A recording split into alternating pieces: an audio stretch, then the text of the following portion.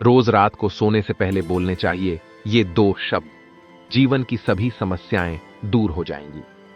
दोस्तों, इस प्राचीन कथा के माध्यम से हम आपको बताते हैं कि रोज रात को सोने से पहले कौन से 2 शब्द बोलने चाहिए, इन शब्दों का इतना महत्व क्यों है और ये 2 शब्द बोलने से कौन कौन से फल मनुष्य को प्राप्त होते हैं। तो इसे जानने के लिए आप इस प्राचीन कथा को पूरा जरूर सुने। इस कथा को सुनने मात्र से ही मनुष्य के जीवन के सभी कष्ट समाप्त होते हैं। तो चलिए शुरू करते हैं। एक समय की बात है, प्राचीन काल में मेघमकर नाम की अत्यंत शोभायमान नगरी थी। उस नगरी में सुनंद नाम का एक अत्यंत विद्वान ब्राह्मण रहता था। वह ब्राह्मण ब्रह्मचार्य व्रत का पालन करने वाला, अहंकार से रहित, वेद शास्त्रों में प्रवीण, जितेंद्रिय तथा भगवान श्री कृष्ण का शरणागत था। वह नित्य भगवान श्री कृष्ण की पूजा आराधना किया करता था। फिर एक दिन उस ब्राह्मण ने गोदावरी नदी पर स्थित सभी तीर्थों की यात्रा करने का निश्चय किया और वह कुछ साथियों के साथ तीर्थ यात्रा पर निकल गया। वह गोदावरी नदी के किनारे पर स्थित विरज तीर्थ, तारा तीर्थ, कपिला संगम, अष्ट तीर्थ तथा अंबिकापुरी आदि तीर्थों का दर्शन करते हुए वह विवाह मंडप नाम के नगर में पहुंच गया। उस नगर में पहुंचने पर वह उस नगर के प्रत्येक घर में जाकर ठहरने के लिए स्थान मांगने लगा। वह प्रत्येक घर पर जाता और लोगों से एक रात में ठहरने के लिए थोड़ी सी जगह मांगता, किंतु उस नगर में रहने वाले किसी भी व्यक्ति ने उस विद्वान ब्राह्मण को ठहरने के लिए स्थान नहीं दिया, जिस कारण से वह बहुत उदास हो गया। फिर वह सुनंद गांव के मुखिया के पास गया और उससे एक रात्रि तक ठहरने के लिए जगह मांगने लगा। तो उस गांव के मुखिया ने बड़ी ही चालाकी से उस ब्राह्मण को एक धर्मशाला दिखा दी और कहा, हे ब्राह्मण देवता, आप और आपके साथी उस धर्मशाला में रुक सकते हैं। मुखिया की बात सुनकर सुनंद को बड़ी प्रसन्नता हुई। वह अपने साथियों के साथ उस धर्मशाला के पास गया तो देखा उस धर्मशाला में कोई नहीं है। वह धर्मशाला वीरान पड़ी है, एक पक्षी भी उस स्थान पर दिखाई नहीं पड़ रहा था। ब्राह्मण ने सोचा, यह जगह तो बहुत ही वीरान है, न कोई मनुष्य है, न कोई पशु है और न कोई पक्षी। अवश्य यह जगह श्रापित होगी, इस जगह पर जरूर कोई बुरी शक्ति का वास है। इतना सोचते हुए वह भगवान का नाम लेते हुए उस धर्मशाला में रहने के लिए चला गया। ब्राह्मण और उसके सभी साथी उस धर्मशाला में रात्रि के लिए सो गए। फिर दूसरे दिन जब वह सुनंद ब्राह्मण उठा तो वहां का दृश्य देखकर उसे बड़ा आश्चर्य हुआ। उसके सभी साथी गायब थे, कहीं पर भी कोई नजर नहीं आ रहा था। उस सुनंद ने चारों ओर देखा, लेकिन उसे कोई भी नजर नहीं आया। उसने आवाज भी लगाई, लेकिन किसी ने कोई जवाब नहीं दिया, जिससे सुनंद बहुत दुखी हो गया। वह सोचने लगा, मेरे साथी अचानक कहां गायब हो गए, कहीं उनके साथ कोई अशुभ घटना तो नहीं घटी। फिर वह सुनंद ब्राह्मण अपने साथियों को खोजने के लिए नगर में चला गया तो रास्ते में उसे वह गांव का मुखिया मिला। जैसे ही मुखिया ने उस सुनंद ब्राह्मण को जीवित देखा तो मुखिया को बड़ा आश्चर्य हुआ और वह मुखिया उस सुनंद के पास आकर बोलने लगा, हे ब्राह्मण देवता, आप अवश्य कोई महात्मा दिखाई पड़ रहे हो। आप दीर्घायु और मनुष्यों में सर्वश्रेष्ठ कोई पवित्र आत्मा हो।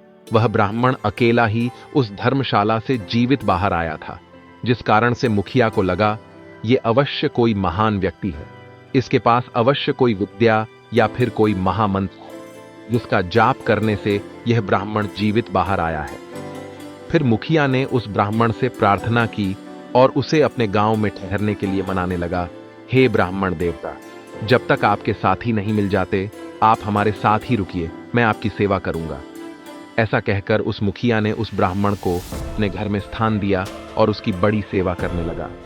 फिर कुछ दिन बीतने के बाद वह मुखिया उस ब्राह्मण के पास रोता हुआ आ गया और कहने लगा, हे ब्राह्मण देवता, रक्षा करो।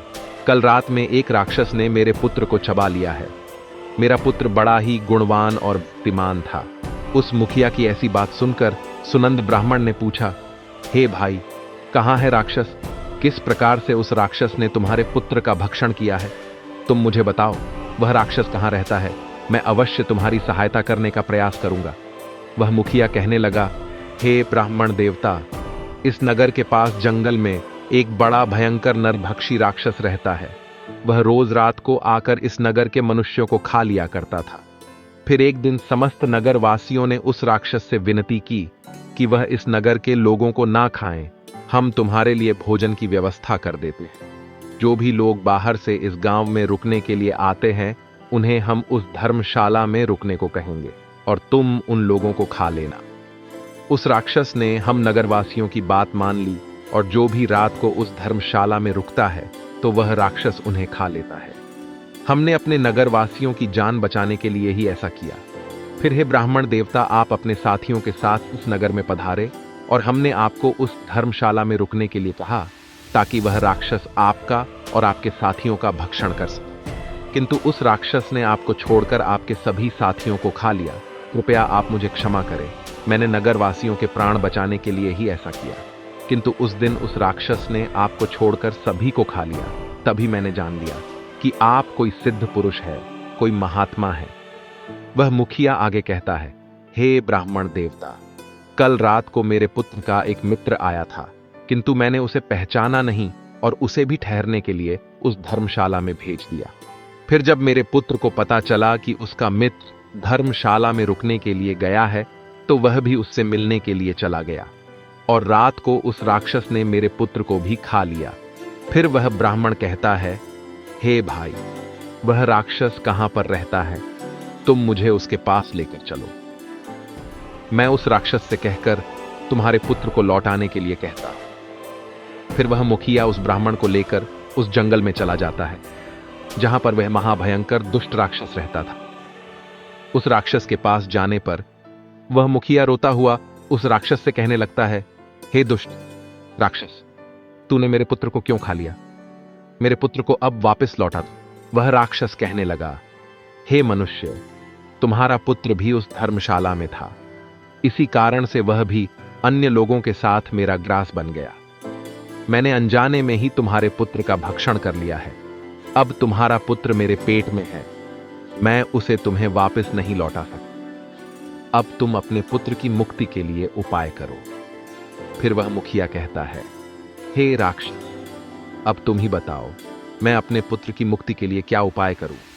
उसका मृत शरीर भी मेरे पास नहीं है, तुमने उस चबा लिया है। मैं अपने पुत्र के शरीर को कैसे प्राप्त करूं? फिर वह राक्षस कहने लगता है, इसके लिए मैं तुम्हें उपाय बताता हूं। इस नगर में एक ब्राह्मण देवता आए हैं। उस रात वे एक मंत्र का जाप कर रहे थे, जिस कारण से मैं उन्हें खा न सका। यदि वह ब्राह्मण देवता आकर मेरे ऊपर उस मंत्र का जाप करके जल छिड़क दे, तो मुझे इस राक्षस के शरीर से मुक्ति मिल जाएगी और तुम्हारे पुत्र का शरीर भी तुम्हें मिल जाएगा।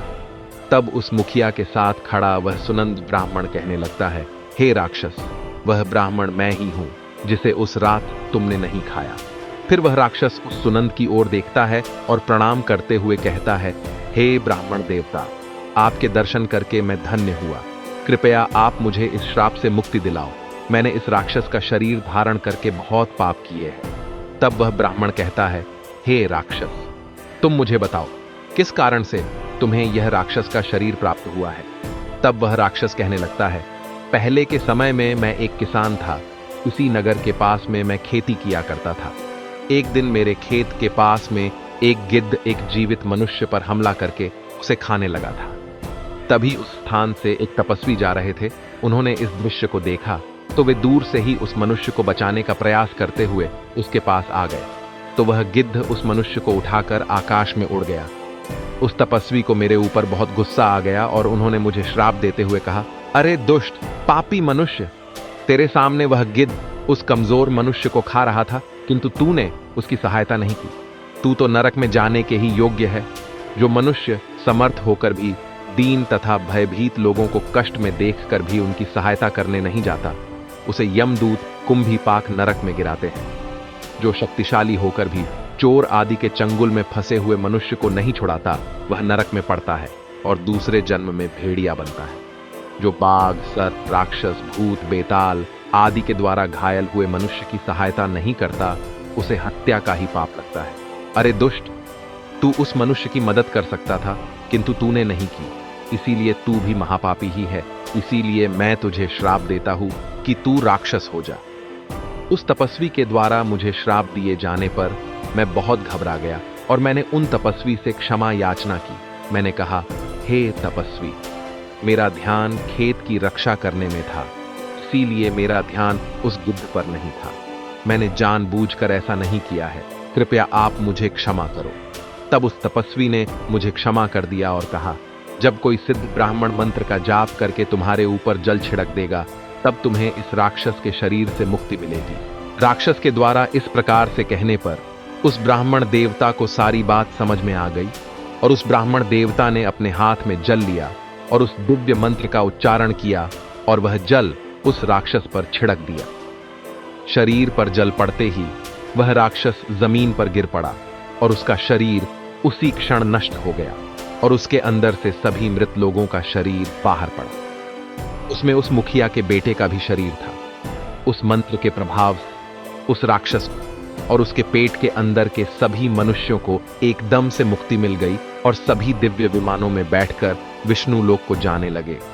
फिर उस मुखिया ने अपने पुत्र को अंतिम विदाई दी और उस ब्राह्मण की ओर देखते हुए उसे प्रणाम करके कहने लगा, हे ब्राह्मण देवता, कृपया आप मुझे बताइए वह कौन सा मंत्र है जिसका आप रोज जाप करते हैं, जिसके प्रभाव से उस दुष्ट राक्षस को भी मुक्ति मिल गई।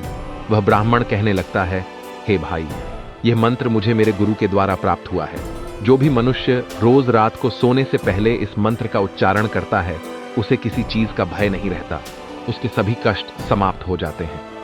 भूत, प्रेत, राक्षस, चुड़ैल, पिशाच आदि बुरी शक्तियां पास नहीं आती हैं। वह मंत्र इस प्रकार है, हर हर मुकुंदे।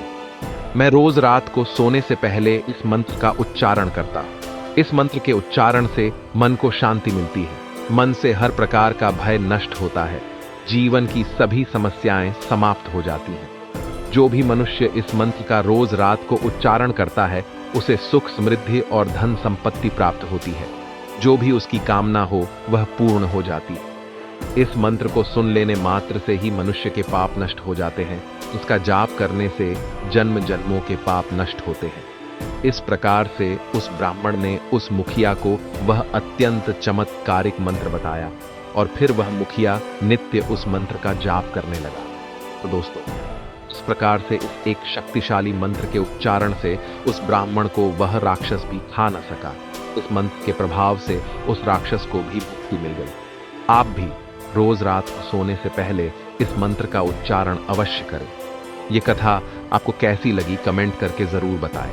अगर यह जानकारी आपको अच्छी लगी तो वीडियो को लाइक जरूर करें, कमेंट में जय श्री कृष्ण जरूर लिखें। साथ ही चैनल को सब्सक्राइब करें ताकि ऐसी ही आध्यात्मिक और रहस्यमयी जानकारी आपको प्राप्त हो सके। आप सभी का धन्यवाद।